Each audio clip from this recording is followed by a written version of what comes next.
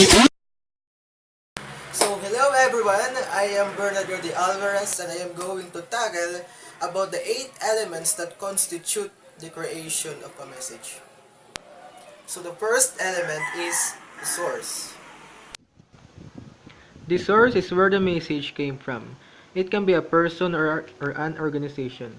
Such as when you talk to your friend to tell him or her something, you are the source of the message.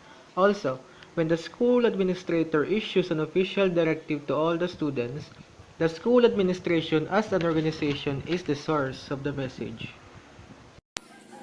So the second element is encoding.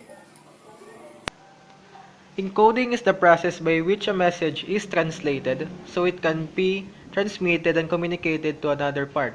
It is how you compose your sentence as you communicate. So the speaker encodes an idea or converts it into words or actions. So the third element is transmitting. Transmitting is the actual act of sending a message. It can either be through the person's vocal cords and facial muscles complemented with hand gestures, if you mean the act of speaking.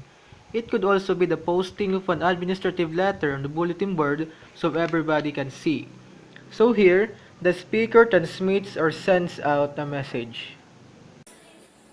And the fourth element is channels. Technologies are the lines that enable the act of sending or transmitting. It could be the telephone, the internet for voice-operated applications, the radio and television, or the print media to communicate more complex messages. Also, channels are the means by which the message is sent. There are only 5 channels: ears, eyes, skin, mouth, and nose. In other words, a message is sent and received via the senses. Then the fifth element is receiver. The receiver is the one who gets the message that was transmitted through the channels. Like the source or sender, the receiver can be an individual or an organization. However, it is possible that the intended receiver may not receive the message as it gets to another receiver. And the sixth element is decoding. The transmitted impulses are converted to signs as the brain perceives and processes it. The reverse of encoding, decoding, is the process by which the receiver translates the source's thoughts and ideas so they can have meaning. So the receiver decodes or interprets the message.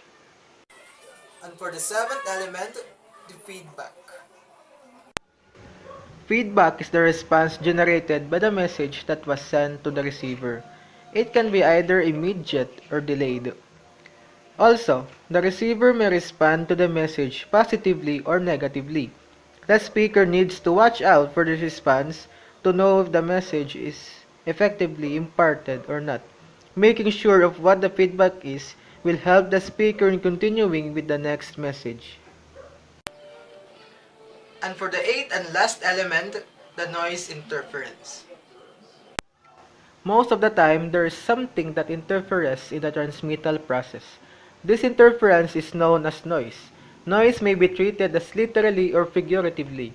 Literally, it is a mechanical sound that is perhaps more resonant than the message joining it.